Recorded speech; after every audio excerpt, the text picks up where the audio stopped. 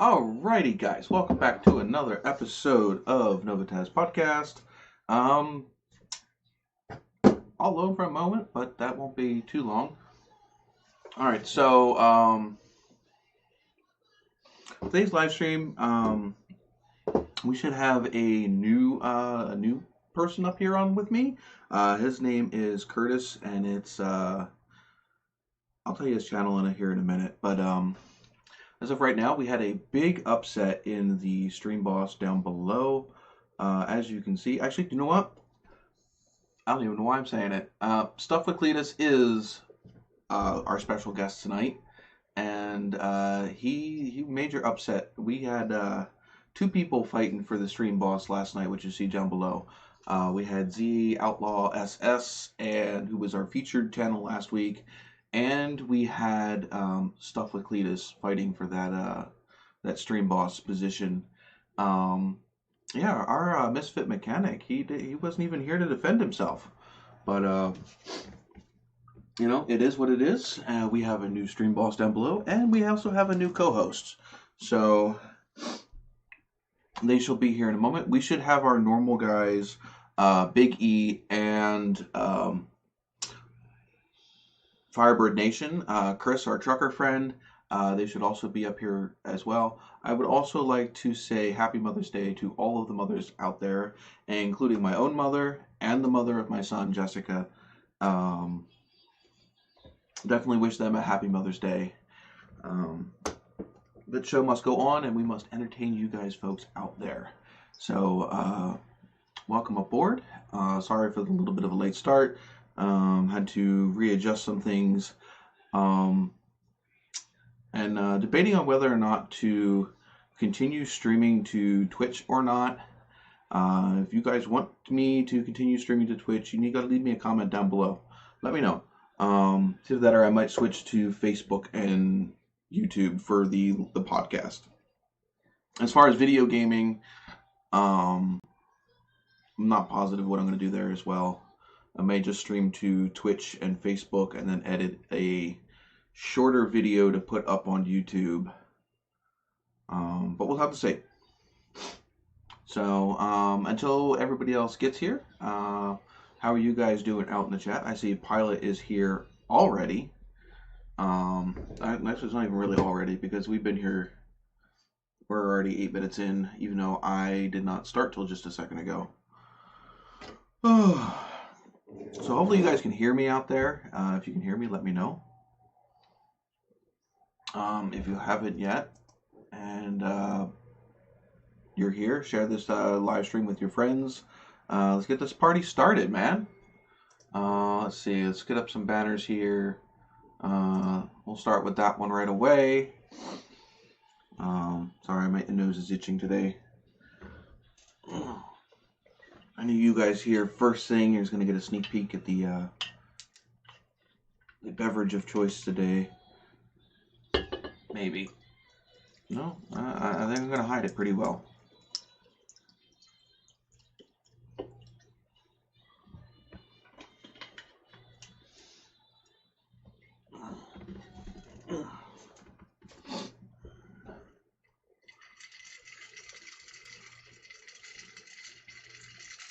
Yeah.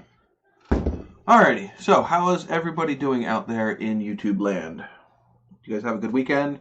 Any of you guys opening up at all? Oh, we have our featured guest here today. Because need to definitely change that. There we go. Lots have to be.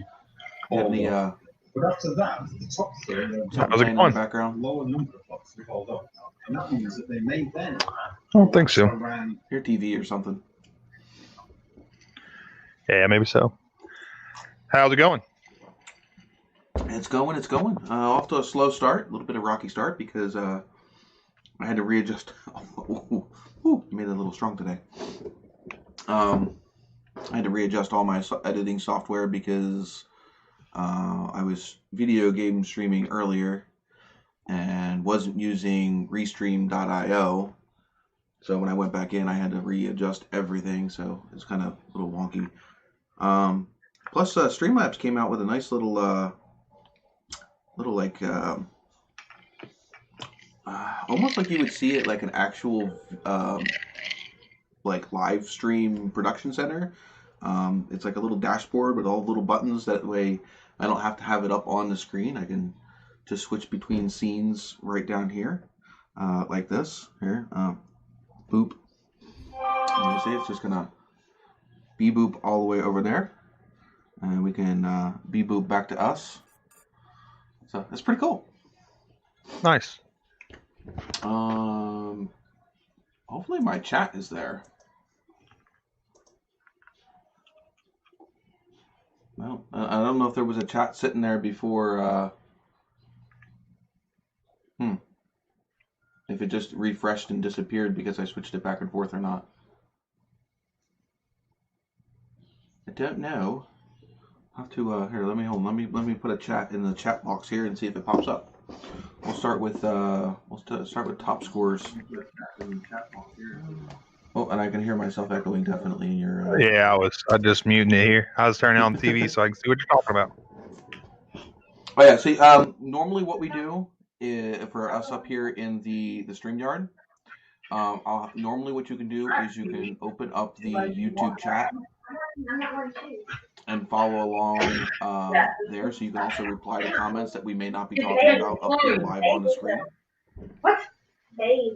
That's normally a good way to follow along with the chat, because sometimes the chat will go by and we won't be talking about it necessarily up on screen, but you may want to comment down below. Yes, I did. You know how I did? In case. Because I did before I went to bed the night before, but it was actually the next day. So It we was can actually turn the this next down. It was. Right. That's the one thing about live streaming, is that everybody can hear it. Right. And so I started, and I know this. Wow, I'm definitely hearing myself. I think it's you. Yeah, I'm adjusting my settings here, trying to get rid of the background noise. So. Oh, cool. I can't do that. So. All right. Hopefully that's better. At least not with my current. You just adjusted your the gain or whatever, so that way. Right. It wouldn't pick up stuff further away from you. We'll see if it works. I don't know. But. We'll see. I know those. I know those definitely those trials and tribulations, because I used to live stream right out of my dining room. And so basically, since that's like the center of the house and that was one big floor plan, everybody, like when I did my live stream, it's like everybody had to be like real quiet and basically had to stop. I'm lucky now we have our own room, so I can be a little bit me myself and not have to worry so much about disturbing everyone else in the house. Yeah, I'm just doing it here in the living room, so everybody's in here. Yeah. Or around anyway. Yeah, that's okay. It gets really weird when you start talking and they have like they have no idea if you're talking to them or if you're talking to the live stream or. So I am still waiting on Chris, and Elliot said that he would be a little late today, and I'm not quite sure where anybody else is at today. Nobody got a hold. The only person I got a hold of me is Nikolai, and he normally has a lot of stuff going on with the firehouse, so he doesn't always get to make it. Was he the one saying he had a brush fire or something? Mm-hmm. Yeah, I met him up in Motorama a couple years ago. In fact, he was a kid then. He was just starting out with YouTube.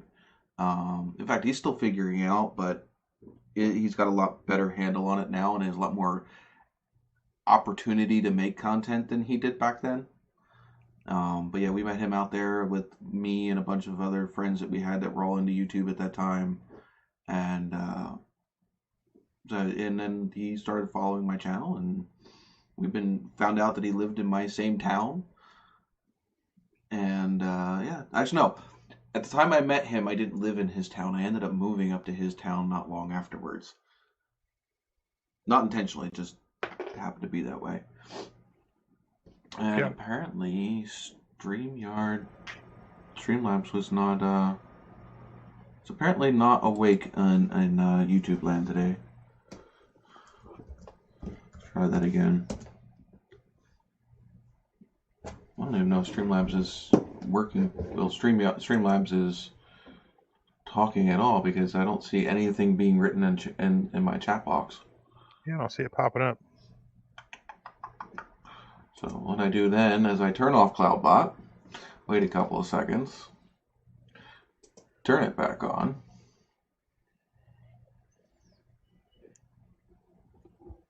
I might have to reset my chat box. Oh, no, you're popping up. Apparently, I don't pop up. Or no, maybe because it was an exclamation comment.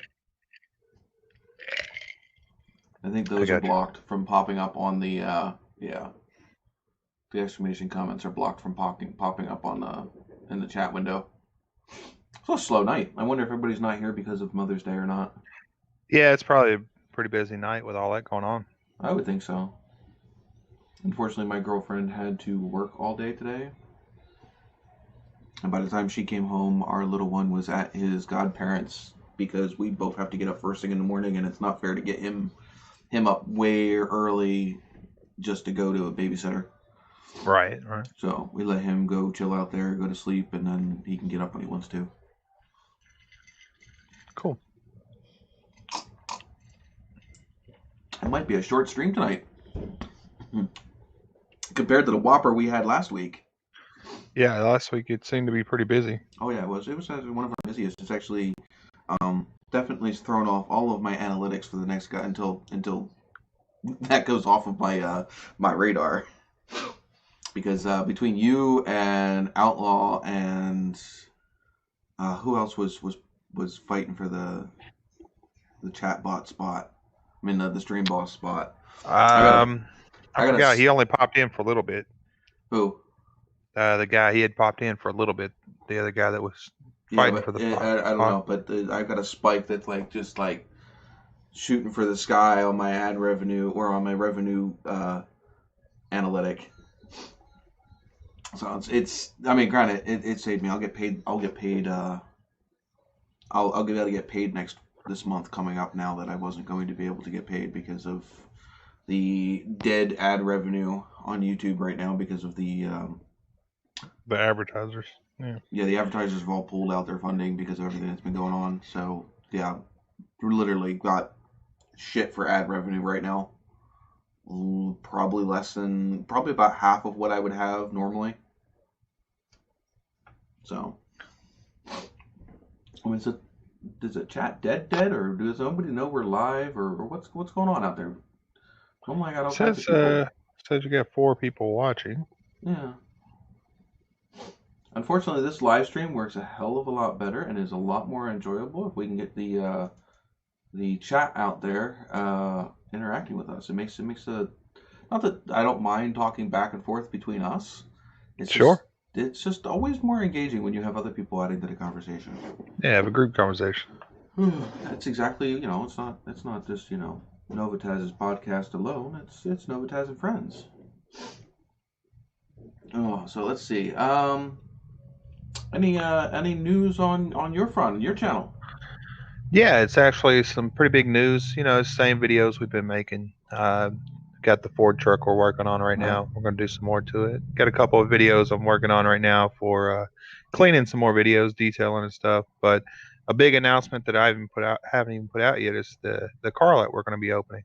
Oh wow! We're going to be doing that on the channel as well. So we got the building up, working on permits and everything now. But this month it should be open. That's going to all go through the channel. So if you've caught Jason from Old Car, he's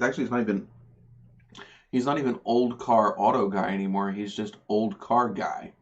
Right. The auto. He does the. I think it's Thursday night shows or something. Right, but he also puts up regular videos. He used to do a lot more car lot stuff, but he's found up in Canada. I think he is. But yeah, I've watched a few of them. He's pretty entertaining. Yeah, he's been on this live stream quite a few times. In fact, he has an invite for tonight. I don't know if he's going to accept it or not. Normally around this time of year, he starts going out to his camper where he doesn't get service on weekends. So that's why they cut the Car Guy show short.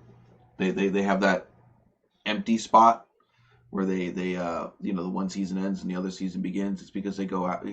He's just not home. Is it still cold up there? I don't know. He freaking posted a picture of snow on Dale the other day. Dale's Wow. his pickup truck that he just did. Right. Right. So yeah, and that's a little disheartening to see snow on the ground still. But then again, he is a lot further up north. We're supposed to be getting a cold streak down here, and you're not too far from me, if I'm not mistaken. In Arkansas. So. Oh no, maybe you are. A little further than I thought you were. I don't know why I thought you were a little further south from me. I don't know. Yeah, Arkansas. It's pretty warm. It was a very nice day today. So. It was a little chilly. It was like long sleeve shirt weather today. Oh no, we're in the low 70s today. Let's see, what are we at today? Should we do a what's the weather at where you're at segment? Sure. There you go. In fact, it's 73 degrees. It is 57 degrees here. Oh wow, yeah, that's pretty chilly. Pretty nippy. Pretty nippy for this time of year. So, been playing a little bit of SnowRunner. Have you ever heard of SnowRunner? Yeah. I've got. I haven't bought that one yet. I've been playing the Mud Runner still, but I'm definitely looking at SnowRunner. SnowRunner's better than Mud Runner. It is. I could see that. Do the vehicles handle better? Is my big thing, because in Mud Runner the vehicles handle like crap. It depends on what vehicles you have. I Sure. mean, and again, it depends on the terrain. I mean, it's not, that this isn't Forza.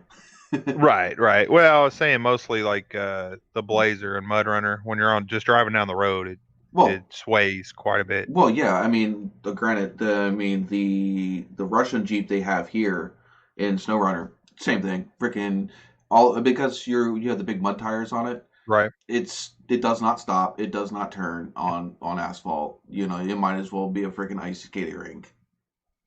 I've been looking at SnowRunner. I've been watching your videos on it and everything. It looks good. But then again, that game's not meant to be. It's not meant to be going as fast as you possibly can in those vehicles. Going just all out open. It's not for drag racing, right? No, that Russian Jeep is quick, and you don't even realize you're going that fast until you hit a bump or something like that, and there is no control of that vehicle once. Like it's good going straight. Don't try to change its direction in any way when you're going that fast. Forget it. You're just gonna. In fact, actually, if you go in a circle hard enough with that truck, you'll flip it. One thing I can see about that I think will be better for SnowRunner is if you buy it on Xbox or on PC, you can play it on either. On MudRunner, you have to buy it on PC or Xbox. You can't play it together. Well, it depends. The MudRunner you buy it on Xbox. Mm-hmm. You can play it on your PC, but only through the Xbox Play Store.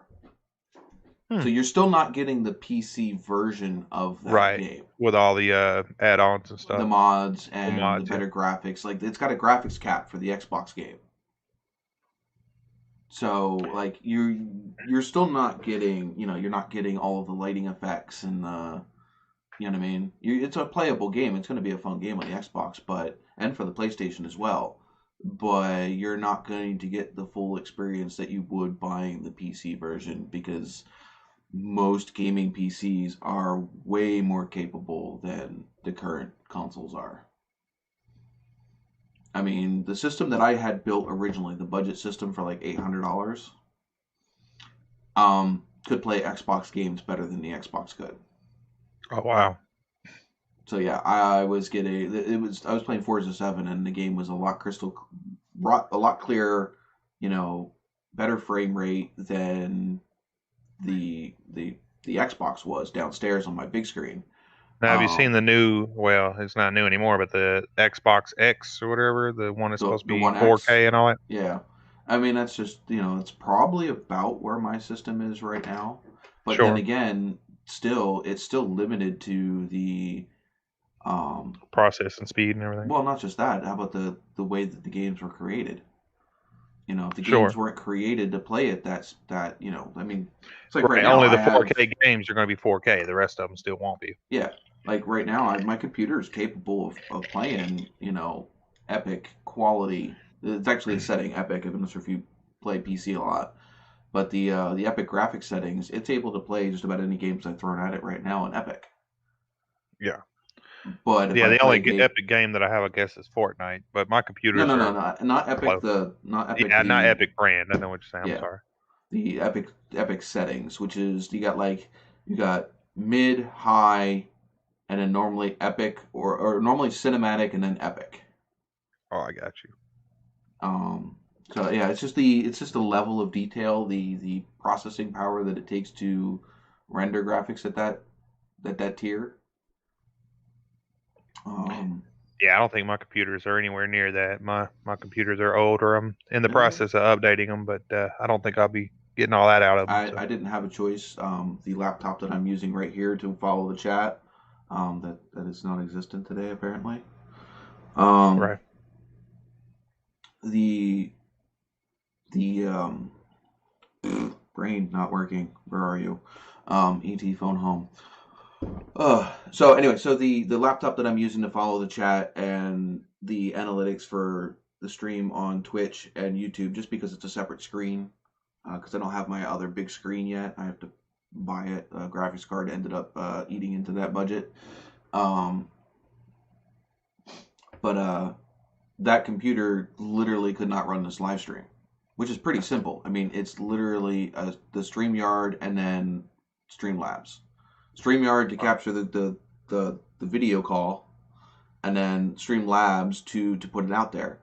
I ended up having to cut down to just the StreamYard and post just the StreamYard stream. So it would basically be what you see in a little box, or what you see on your screen watching StreamYard was Right. all that was out. So all of the extra stuff that I have in the background and all that stuff in the actual YouTube broadcast, Right. couldn't have any of that. Because the computer couldn't handle it. So are you able to put your YouTube expenses and take that on taxes, or do you Should be make able to, enough yeah. on YouTube Should be. I to do haven't. taxes? I mean, the computer's been the biggest expense Sure. recently. So yeah, I mean, technically I could. I haven't dumped a whole crap ton of money into the cars or anything other than stuff that I would normally be doing to fix them. Stuff you're already doing anyway. Yeah, so I mean, I just didn't. It wasn't worth paying the fee to. I forget what they call it, to use that form. I got you. Because when every new form, you have to pay for that form to be able to use it in your taxes. So if you're not getting enough money back or credits towards your, tax credits to cover the cost of the form, it doesn't make much sense to fill out the form. Right. Just take what you already have, and if you're not going to write it off or whatever. You know, I don't put a whole lot of money out into YouTube right now, so it's more of just swallowing it. You don't really make any money. I shouldn't say I don't make any money, because I make some, but yeah. Well, you're not talking like the big YouTubers that yeah, are I'm not Street making the Skate crazy 717. videos I'm and not, stuff, and you know, buying even, videos buying cars just to yeah, to even make if you videos. look, even if you look at like Send It Steve, if Yeah. you've heard of him, he's only making $1,000 or $2,000 a month. I mean, basically just enough to freaking get Keep by. making videos. Yeah, and you can see he's barely doing that. I mean, he does more of the flipping stuff to end up paying for that stuff.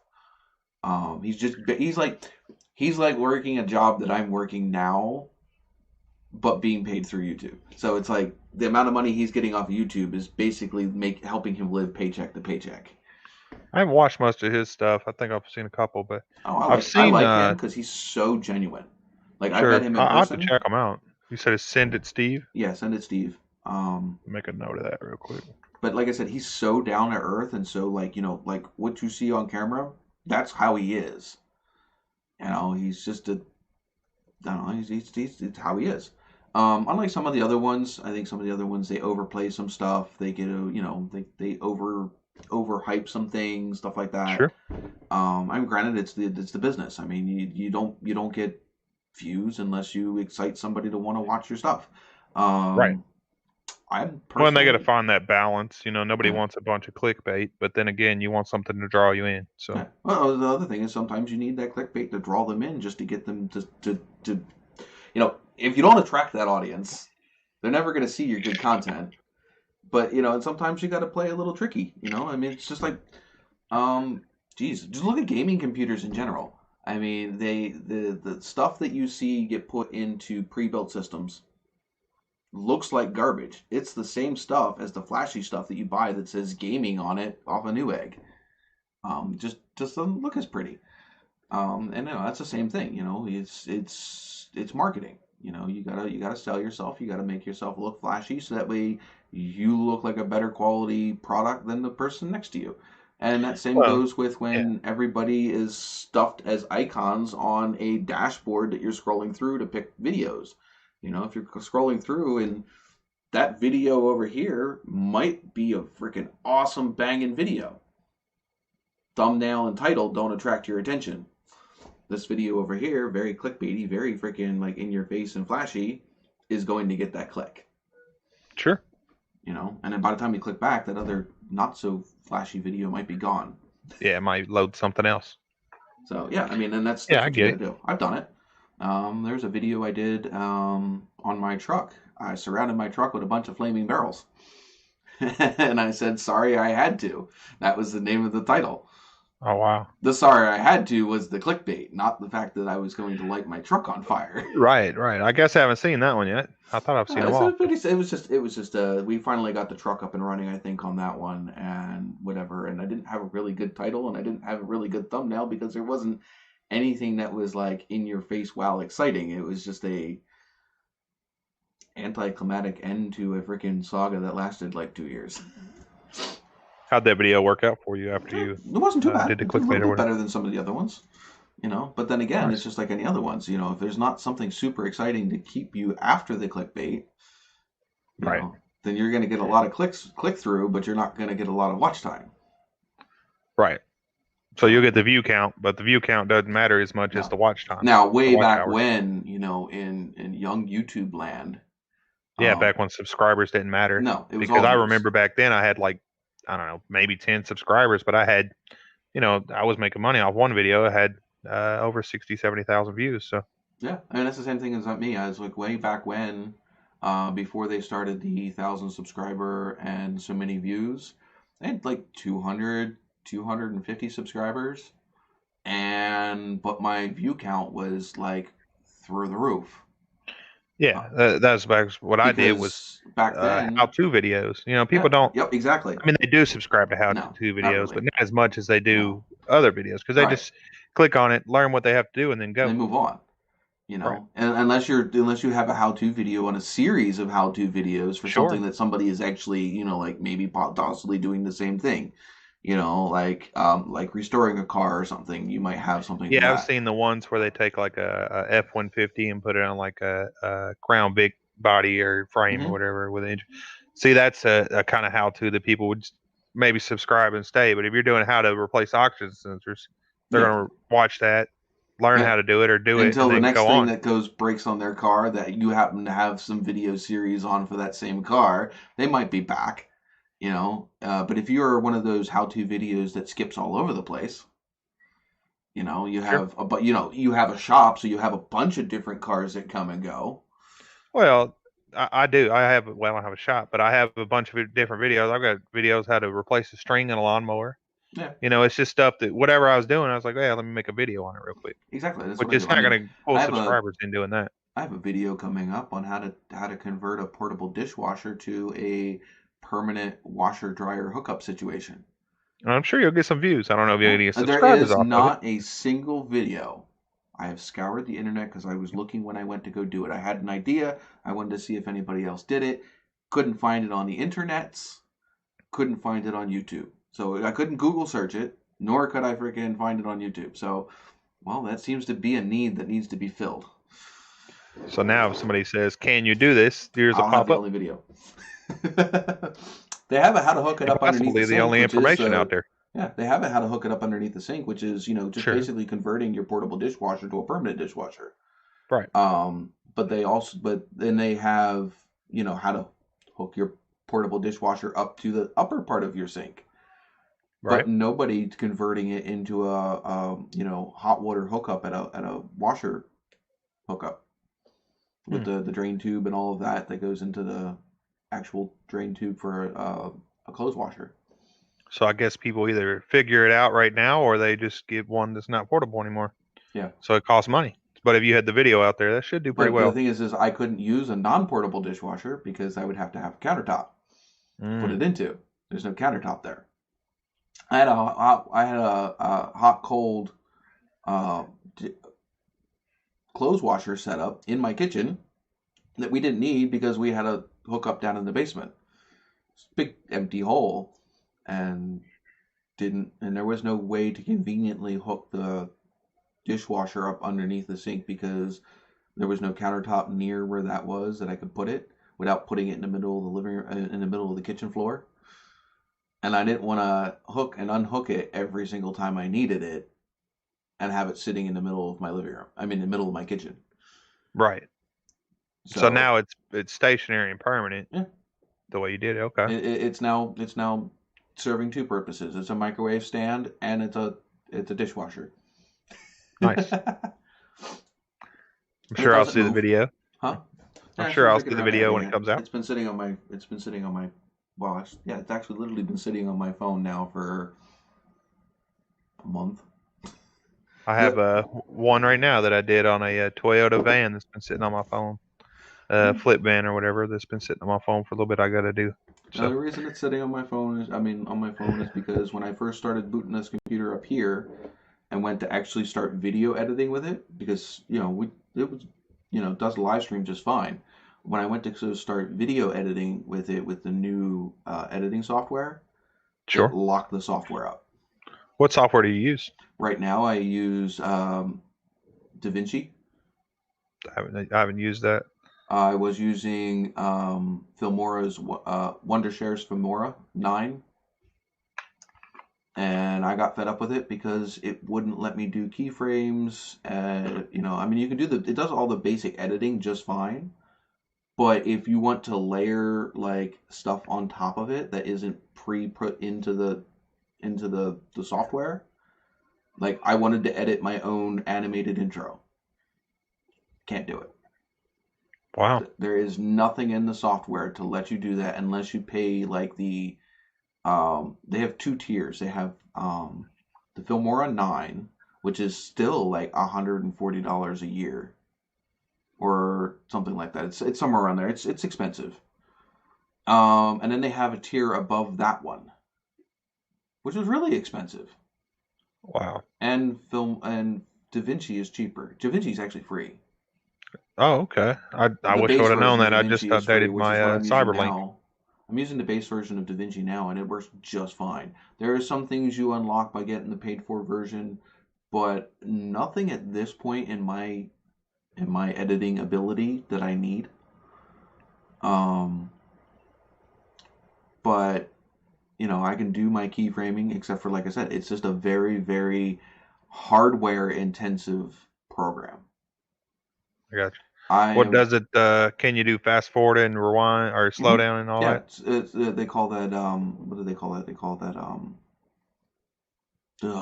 I forget what they call it. They call it something. But yeah, you can do all of that stuff. And again, the better your hardware, the more it has the ability to do that. I mean, are you talking about like speeding up or slowing down the footage, or like sure, the skimming through the footage? No, say if you're doing something and you got to tighten a bunch of bolts, you just fast forward it real quick, or you can skip. Yeah, that's skip kind it, of basic editing. Filmora had that. Sure.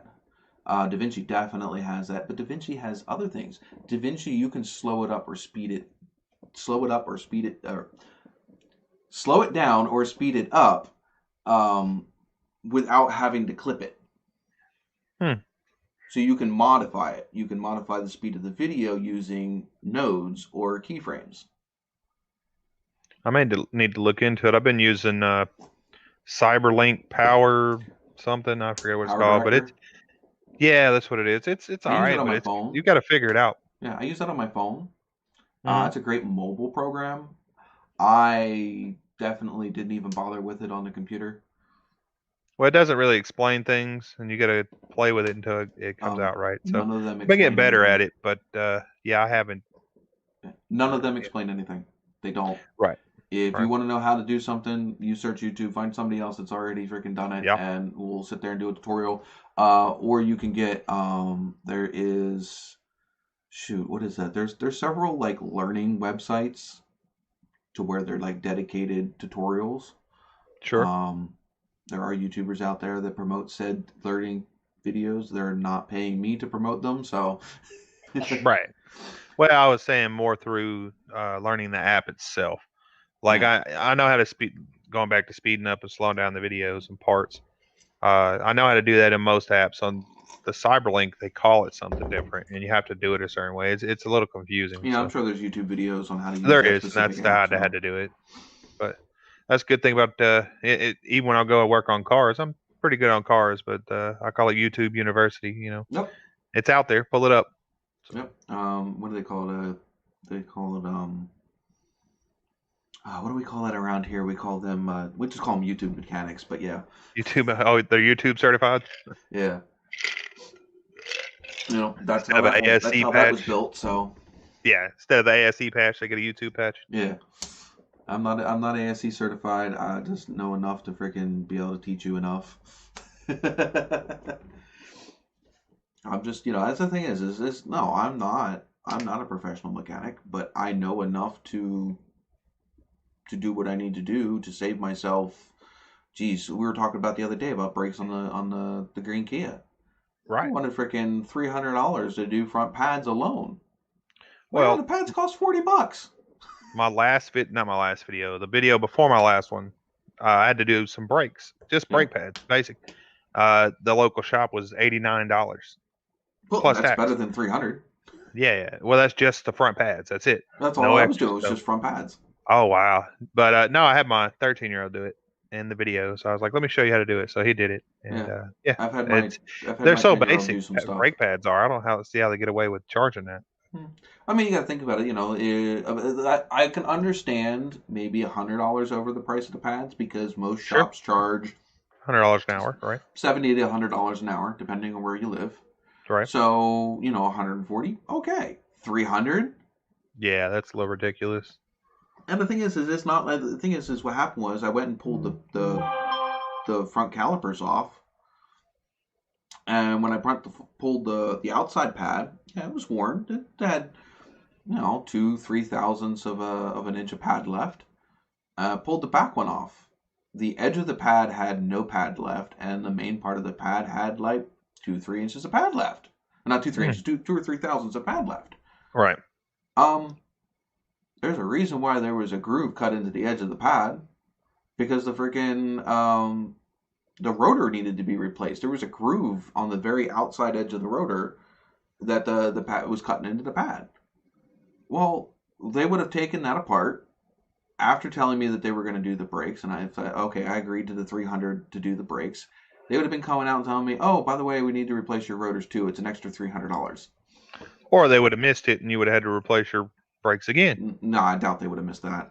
Nah, yeah, that's extra money there, right? Exactly. They would have freaking nailed me for, oh, you have your car already apart. If I was some dumb idiot that just, knows nothing. I mean, granted, it's a Kia Soul, so it couldn't be that way. It's not like I brought that thing into the shop. So you ended up putting new rotors on it. I'm going to have to put new rotors in it. I haven't done it yet. The car's still sitting there. What year is it? It's a 2012. I have 2 brand new rotors for 2012 Kia Soul. Oh. Well, okay. So on Facebook or whatever, give me later. Yeah. We can set that we were up thinking about just throwing the same thing we did to the gray car, which is the drilled and slotted ones from Power Stop with the ceramic pads. I already got ceramic. Well, I've got the ceramic pads sitting here. I was just going to take them back to the shop, back to the part store, and pick up that kit off of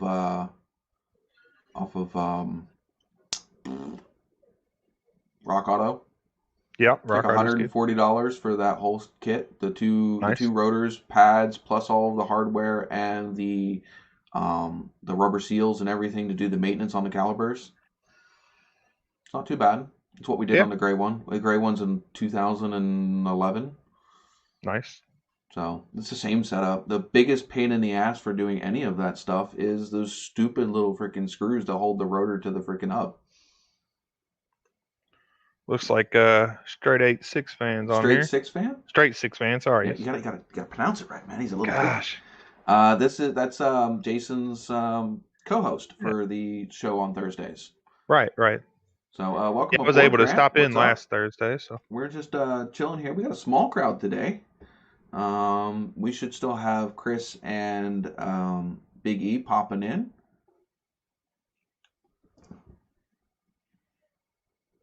Thanks for self-policing. I saw that Grant is having some fun with motor work recently. He pulled the top end of his Ford Fairmont apart. I think he's going to be swapping to a higher flowing head on that car. Which that car is basically it's just an ugly Mustang. I mean, it is. nice way of putting it.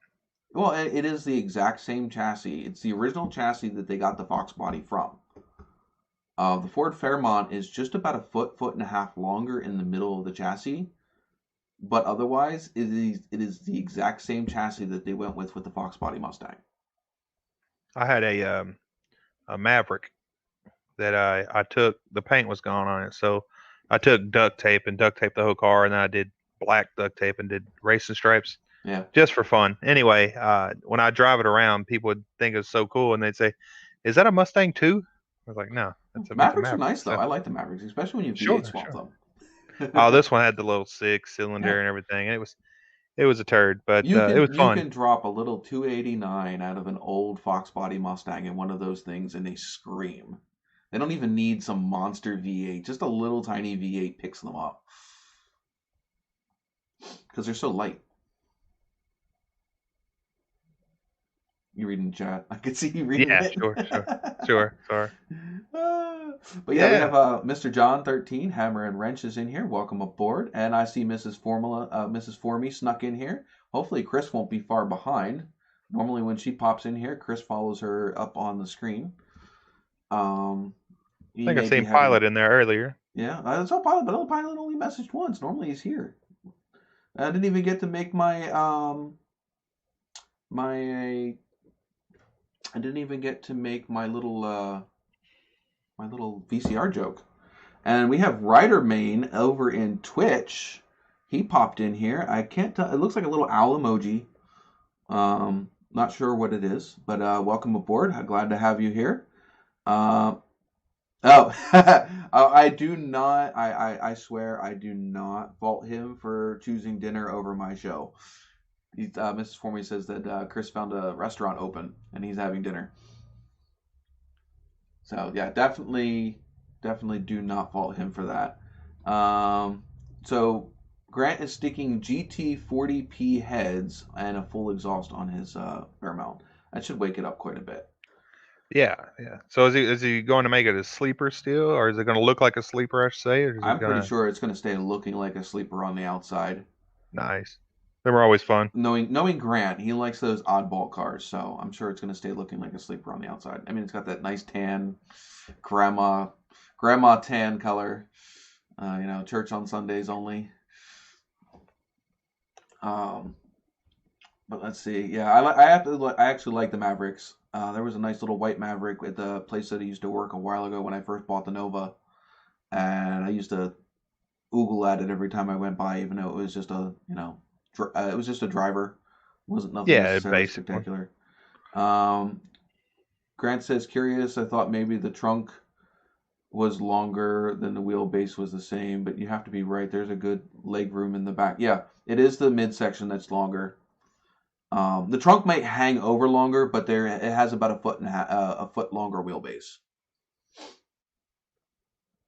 I have a buddy that it's actually the friend of the guy I bought my Nova off of has a red Fairmont, and that's what we were getting to talking about, because he uses all the Mustang parts on that car because they're direct bolt in. Anything in the rear or the front is direct bolt in. Obviously, drive shafts and stuff like that are going to be a different length, but as far as the suspension for the front and the rear, the engine is all the same hookup, so you can drop a Mustang engine right into them. All that stuff is direct bolt on for those cars. Sleeper box for the win.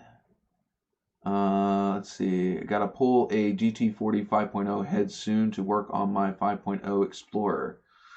My mom's got two Explorers. My mom's got a V6 Explorer with a 5-speed manual all-wheel drive trans. So it's got a Mazda 5-speed manual trans with an electronic all-wheel drive transfer case. I seen last year before all this COVID stuff was at a car show, and we seen a Ford Ranger that had the 5.0 engine from an Explorer. Yeah. Speaking of 5.0 Explorers, it was everybody in the show was checking it out. It was a turd box, but it was awesome that he figured that out, that it almost directly bolted in. Yeah.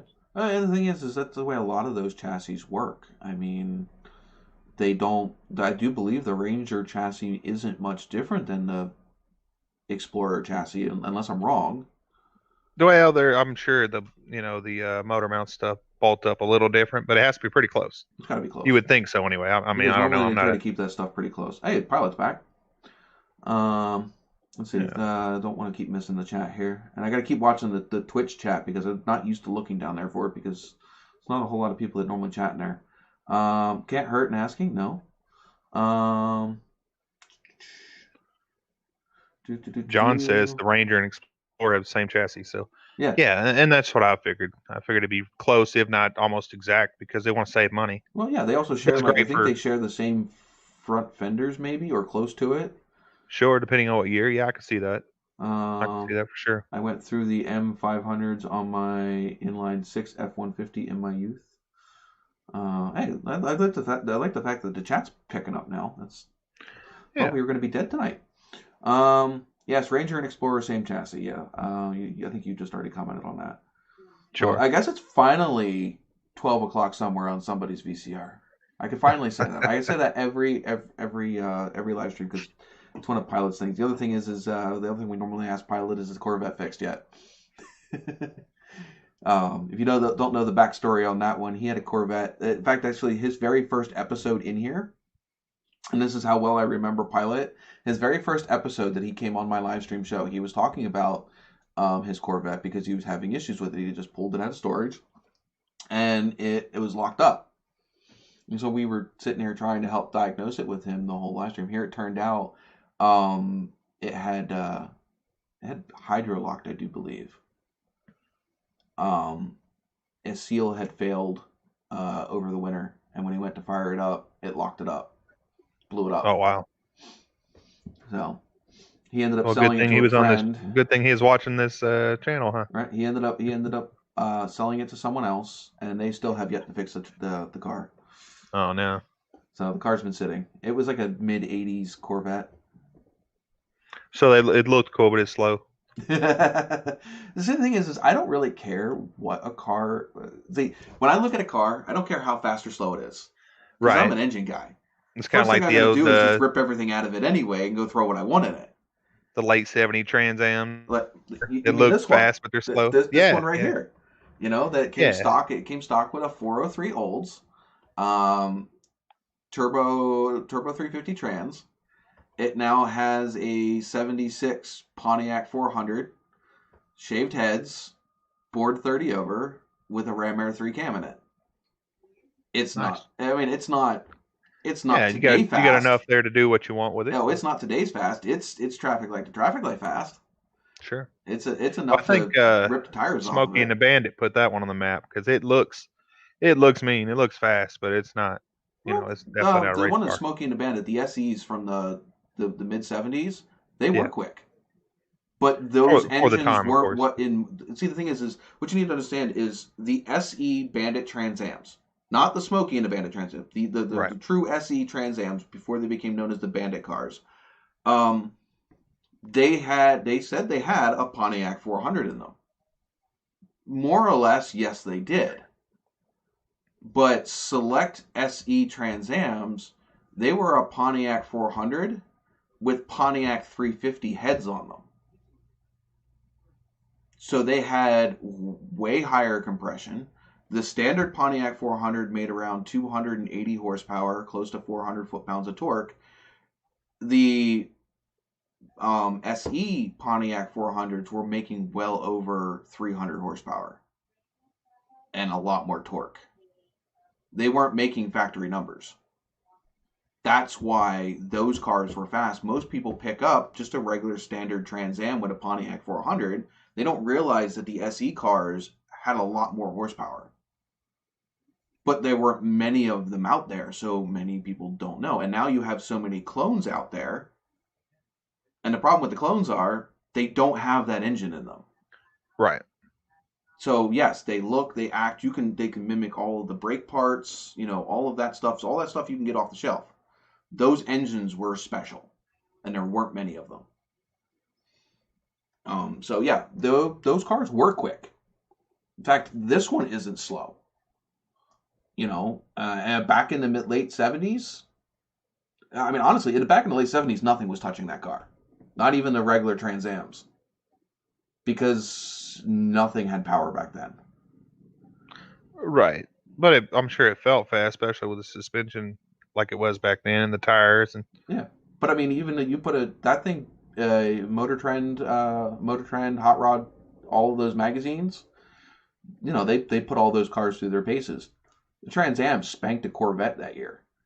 In '79, just whooped the Corvette. It whooped every other American sports car or muscle car that year in general. You could think about what they could build now with all the technology. They have a 4-cylinder Mustang. Yeah, that has some pretty serious power for a 4-cylinder. Have you seen the people that got a hold of the ability to make Trans Ams now and what they're making? I haven't watched anything videos or anything, but I've seen pictures like on Facebook and stuff where they put the T-tops in it and stuff. 455 cubic inch, supercharged. Oh man, the thing makes insane power. Yeah, it's a lot lighter now too. So. Oh, they're a lot lighter now too. No, they're not lighter. No, these cars were lighter. No, really. This car here is a lot lighter than any car that is out there today. This car weighs right around 3,000 pounds. They're not heavy. New cars today are heavy. I mean, you look like a Hellcat. They're pushing well close to 4,000 pounds. Sure. The Mustang and the Camaro, they're not far behind. They're like at 37,000 pounds. They're heavy cars because of all the electronics and all of that stuff that they put in the cars. Now, all that wiring harness, I mean, if I pull the wiring harness off of this car, I can literally fit it on half of this desktop. The whole harness from the back of the car all the way to the nose can literally fit in. Actually, I can fit the whole harness in a Walmart shopping bag. The whole harness. Including tail lights and everything. Including it all. Wow. Well, not the lights. The tail light harness. I'm saying. The whole harness, from all the way from the tail lights to the headlights. The whole harness. I can fit it in a shopping bag because I got a whole spare harness when I bought that car, and it was in a shopping bag. It'd be a great car if EMPs and stuff go off, right? Yeah, because there's nothing there. The only thing that harness controls engine management wise, or any drivetrain wise itself, is getting spark to the ignition. That's it. It has no engine management controls that are electronic, period. The most you got is the distributor. Coil packs, distributor, starter. That's all you need to run that car. It doesn't even have an electric choke. Oh wow. It has a mechanical choke thing. No, it's not even mechanical. It's heat activated. It has a tube that runs down into the intake. And when it heats that tube up, it closes the flap. It opens the flap for the choke. When it's cold, the flap is closed. When it's hot, it opens the flap. Wow, is that something that Pontiac did, or is a lot of cars like that? A lot of cars do that. My Cadillac had it too. Oh wow, I didn't know that. We got Chris. Chris is down in the chat. I see. Yeah, I see. She says her formula is 3,600 pounds. That car is not 3,600 pounds. My Nova is not 30. My Nova weighs 31. We had it on a scale, 31,000 pounds.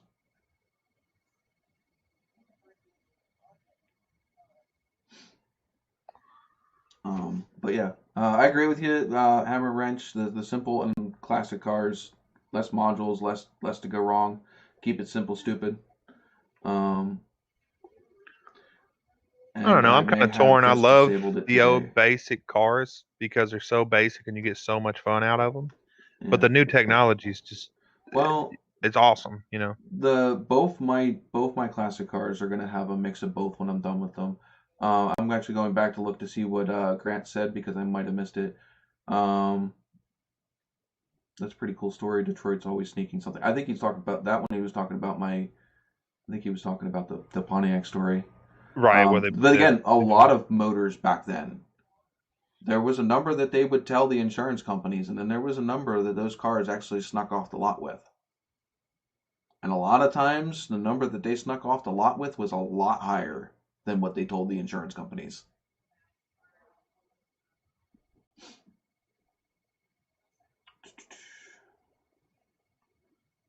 Little Red Express was touching those things. Them Little Red Expresses were kind of neat.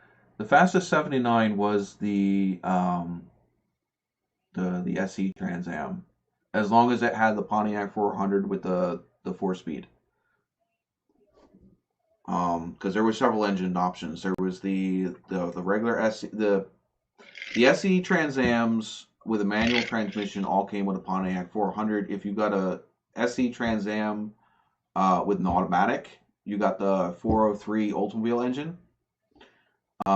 Very rarely in 79 would you have gotten away with those 350 head Pontiac 400s. Most of them, I don't think any of them made it past 78. Because in 79, the only reason in 79 that there were Pontiac 400s in those cars was because there was an overstock. There was a select amount of Pontiac 400s engines left over from 78 model year that got thrown in the 79s. And once they were gone, they were gone. So they had like a bunch of them stashed in a warehouse somewhere. And yeah, once they ran out, that was it. They did not actually make any new engines for the 79 cars. Welcome aboard, Chris. We are talking about your favorite subject today. My favorite? Yeah, your favorite. Be wide open. That could be wide open. Firebirds, man. Oh, sweet. Turn your mic up a little bit or put your mic closer to your mouth.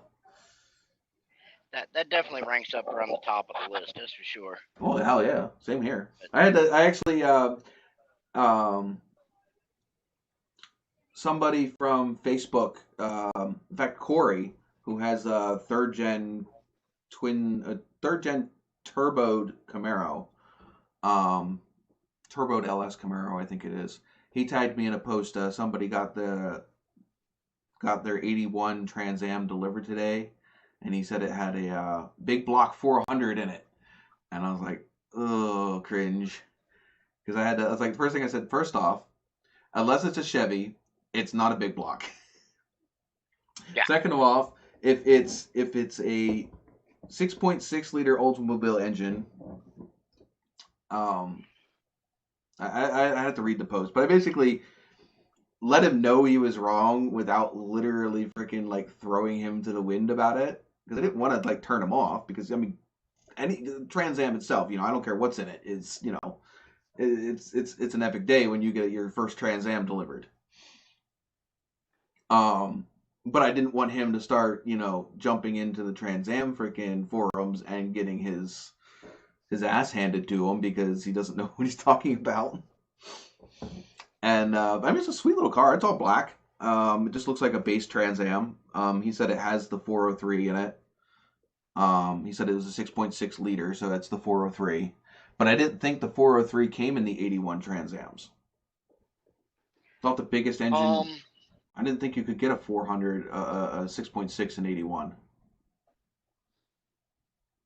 Just me saying. I thought the biggest they had was I don't believe. I think the biggest was the 4.9 liter turbo. Yeah, you had the 300. you had the 300 turbo, and then you had the 305 Chevy engine, and then you had the non-turboed 300. Am I right? Yeah. I think that was the Yeah, only, and then you could, I 301 think you could get a 6-cylinder in those as technically, well. but Couldn't you also get a 6-cylinder in the 80s, early 80s? V6, yeah. Yeah, there was a V6 one. And actually, going into the fourth change, you could actually get a 4-cylinder as well. Yes. I believe Our Miss friend Foreman Dan had one of those third-gen Camaros with a 4-cylinder, I believe. Yeah, our friend Dan, the one that I got the interior out of my car from, the black interior that's in that car now, I got from Dan. He was parting out a '78 dark green car with a black interior. He had one of those 4-cylinder manual transmission third gens. It was dark blue. So he said it was he didn't think he was gonna like it, but he said it was pretty zippy because of how light it is. Just makes you want to shoot the manufacturer in a way, but yeah, hey, But in the end, you know, you sign gotta of think the about times it. and the way it was. But you also got to think about it. You know, that little 4-cylinder being as light as it was, and the amount of horsepower that it did make, compared to the heavier freaking underpowered V8s. You know what I mean? Oh yeah, they were zippy. Yeah. So I mean, that little And I 4-cylinder believe might have been quite a fun little toy. I would have to research, but I don't remember the years for sure. But I believe that little 4-cylinder may be the one that they refer to as the Iron Duke around the circle track circuits. Because used to use a Mr. 4-cylinder John in the 13 modifieds. Hammer and Wrench says the 2.5 Iron Duke with exclamation points and the 100%. So Okay, I'm yeah, gonna Iron assume Duke. that he's agreeing with you. They were a badass track motor because they were torquey, and when you build it, they were torquey as hell. Well, I mean, I had that same issue with the little 4.0 that I had in my Nova originally. That little inline six, it didn't have a whole lot of get up and go up top, but getting off the line, that thing got up and went. You know, the thing was a little torquey for, you know, just being an inline six. I do believe the inline six was a better choice over the 305 V8 for that year. Oh, definitely. So, I mean, you figure the 301 and the 305 were basically dogs out of the factory. yeah. They were emissions plagued, low horsepower, you know, low torque. They were just say, hey, we got a V8, and that was it. You know, Yeah. I mean, but then you got to think too. You know, even in the vet with the Crossfire when they come out with the C4s, for all the constraints that the emissions and the EPA and the government put on them, for what they were amazing for all the bullshit they had to contend with just to get them marketable. I agree. Would I rip it out in a heartbeat? Yeah, I would. Yeah, I mean, they still had enough shit that you could squeak a tire or spin a tire. I mean, like that third gen that we have, the 84, it's got the 305 HL. Well, the only reason it's an HO is because they put Corvette heads on the engine. That's it. You know, it had the heads and the cam. Other than that, it's a carbureted 305 cubic inch V8, but that son of a bitch will kick it. I mean, it'll light the back tires up and kick it. I mean, you got to watch in the corner if you got on it because it'll actually kick it out sideways, shift them. You can usually grab first and second and grab tire. Well, and that is the thing with a lot of those cars from the 80s and the late 70s. The majority of what they changed to make those cars pass emissions was just the heads. They just put smaller valved heads in them and they didn't flow and they suffocated the engine, which means you were putting out less exhaust. Smog. Yep, swap the heads off. Smog heads. Yep, swap the heads on them and they woke them right up. They make great tables. So do engine blocks. Yeah, we already know that one. I got one sitting mine's sitting in my basement right now, my 305 little freaking POS. That's why there's now but see, the thing is that 305 POS that I had in my basement wasn't necessarily a smog motor because it had the big intake the big intakes valves in it. So it flowed decent enough for a 305, but that's why those heads were sitting on my 350. Yeah. So let's see. I guess. You know what? We I haven't guess done it's that. slow. Because I don't even know. Has anybody seen anything from Streamlabs in the chat today? I haven't. I have a bad feeling that Streamlabs is forsaking me today. Oh, probably. So let's see. Oh, well, hold on. I'm in a state of shock, so I don't know how well this will go tonight. Why? Because you actually got to eat dinner in a restaurant? I'm in a state of shock. No, I'm eating it now. I got it to go, but the restaurant was open. 2, they're open to actually sit down in the dining area and eat. I heard that Schuylkill County is putting up a big FU finger to Governor Tom Wolf here in Pennsylvania because we have met his guidelines to be a yellow state for his his roadmap to opening up PA, and yet we're still in a red state, which means we aren't supposed to open until June. And Schuylkill County apparently put forward a motion that they are going to disregard Governor Tom Wolf's suggestions and laws and said we're opening. What are they going to do? Arrest somebody? Well, I mean, what are they going to do? Good luck making that one stick. Are you going to arrest a whole freaking county? Let's see if this works yet.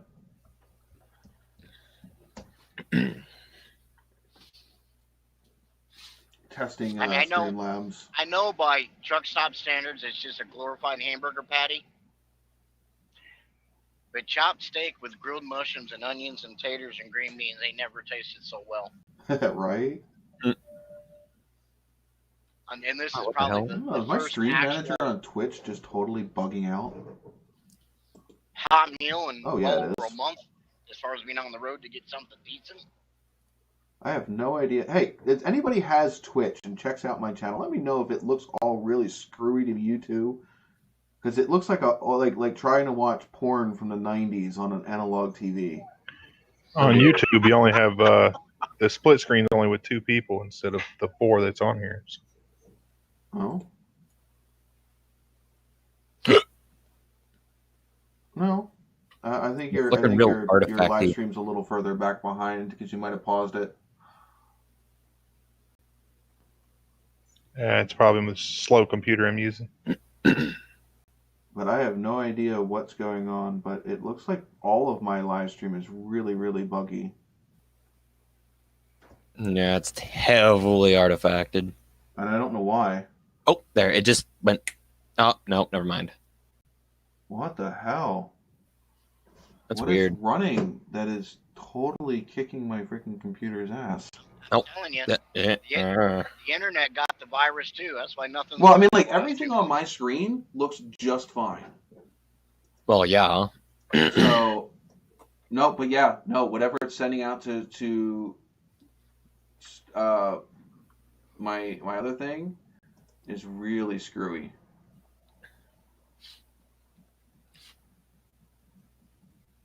It looks really screwy. Oh, you know what? That might be it. Hold on. Let me see if I can switch this. Well, we might have to come back. I was gonna say, worst comes to worst, just have to. Yeah. All right, guys, don't go anywhere. Hopefully, we'll be back in like 3 minutes. Okay. Fingers don't crossed. leave. I should be able to come back to this exact stream. So give me a second and let me try this real quick.